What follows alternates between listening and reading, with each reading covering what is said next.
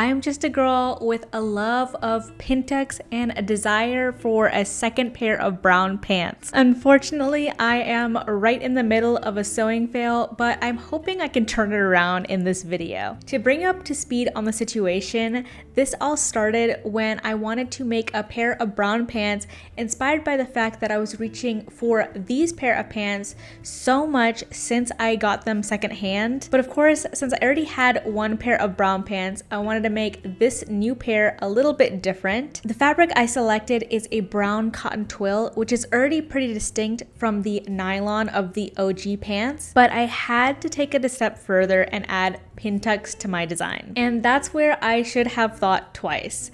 The Pintux were looking so nice as I was sewing them, and I thought everything was going great until I tried them on. This pleating in the center is creating a lot of weird gathers in the front, and on the side is also just not looking right, and the pants are just way too big. It would be cool if I was going for like an avant-garde look. I'm trying to make pants that I can wear pretty often, and so that's just not what I'm going for. And then I tried to fix it by reducing the number of Pintux, but that still wasn't looking right. Now I've created a slight problem where the front panel is like twisting, so the back panel is showing here and the front panel is showing in the back. Before I go into detail about all the mistakes I've made so far, I guess I should introduce myself. I'm Nabila. I've been talking about sewing for my own personal style here on YouTube, and I'm wondering if I should make this into a series. Subscribe if you want to see more content on that, and let me know in the comments down below if you have other sewing questions. I would love to make videos on that as well. Okay, with that out of the way, it's time to really discuss these mistakes that I've made on these pants and where we are right now. So the conclusion I've come to on these pants is that the weight of my fabric is not really suitable for the type of fabric manipulation I want to do on these pants, aka the Pintux. Hey, it's Editing Nabila here, and what I'm saying about the Pintux here ends up being proven wrong, but I thought it was important to keep this in the video because it's good context for where my mindset is at this point in the project. So keep in mind that I'm wrong about the Pintux, but keep watching to see how the project turns out. Okay, back to the video. I'm just not enjoying how the Pintux are directing the fullness on these particular pants because of the fabric weight. I actually also ran into this whole other problem with making everything French seamed, but also including inseam pockets, but I have solved that problem, and I think I'm gonna make a separate video just addressing that. While I was struggling to solve these pants, I saw this other design from the Met Gala, and it was almost like it was mocking me, but this design works so much better because the fabric is really nice and flowy. And also recently I saw that Target has dropped a skirt with Pintux, and that also works much better for the same reason, and also because it's a skirt. I really want to come back to this design in a lighter fabric because I do believe it could work in a lighter weight fabric if the Met Gala is any indication. But for right now, I want to rework these pants into something wearable with the fabric that I already have. So my plan to salvage these pants is to seam rip the Pintux at the waist and turn them inwards so they become pleats instead. And then I actually want to add Pintux to the bottom cuff of these pants to balance out the legs, and also so that I still get that design detail of Pintux. And then lastly, I want to redo the waistband so that the front is flat and the back is elastic, and that's just for my own comfort. So we got a long list of things to do today, so let's get started.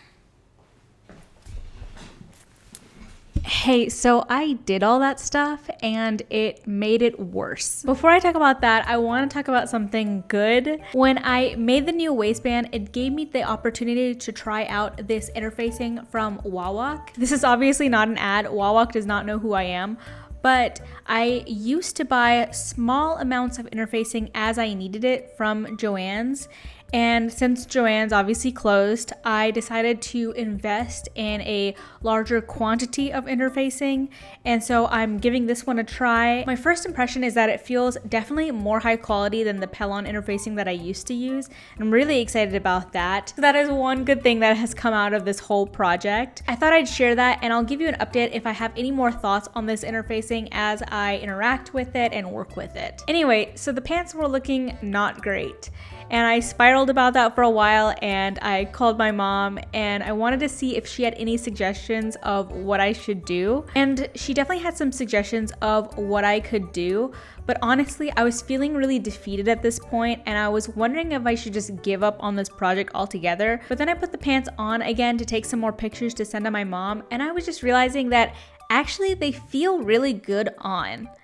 They look bad. I know they look bad, but they felt super comfortable. And I think it's because this fabric is this really nice cotton twill. And also because these pants have a wider cut, the fabric kind of balloons out and that just makes them feel super breathable. I just felt like I had a bubble of air around my legs. Look, it's Glinda!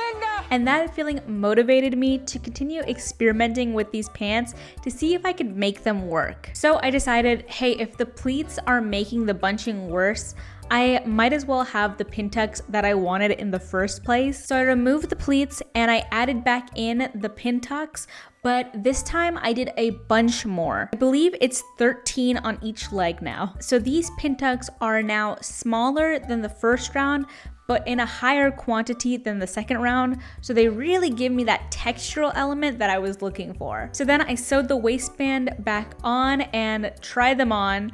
And there was still that weird bunching in the rise or the front crotch seam. So at that point, I basically lowered the crotch of the pants by trimming into the curves to make them a little bit more wider so that the fabric could sit a little bit more outwards, if that makes sense. And actually, that made it so much better. Not perfect, but better. I feel like these pants look better in person than on camera, and I could honestly tweak these all day to try to make them look better on camera. But in order to stay with my video schedule, I am going to stop here. Since we're at the end of this video, I'm gonna be so real with you.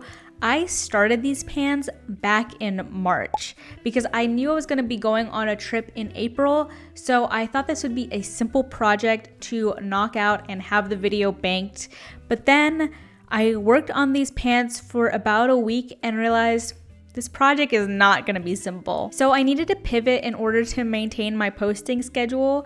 So I ended up putting this project on the back burner and picked it up again at the end of June. And I'm sharing this because I wanted to give a realistic perspective on what the creative process is like sometimes. So yeah, these pants are obviously not perfect, and I wanted to quit this project so many times, but I thought it was important to finish these pants and finish this video with the message of it's okay to make mistakes, it's okay to go slow. That is just what sewing is like. And this is coming from a pretty advanced sewist.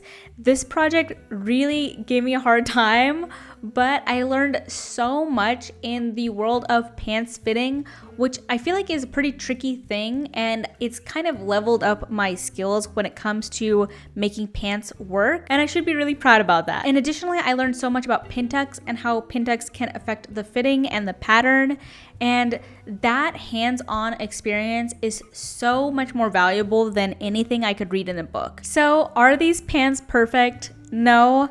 Will I still wear them out? Yes. But once I finish the pant cuff, because actually they are still not completely finished, I just wanted to go ahead and film this outro so that I can put this video together.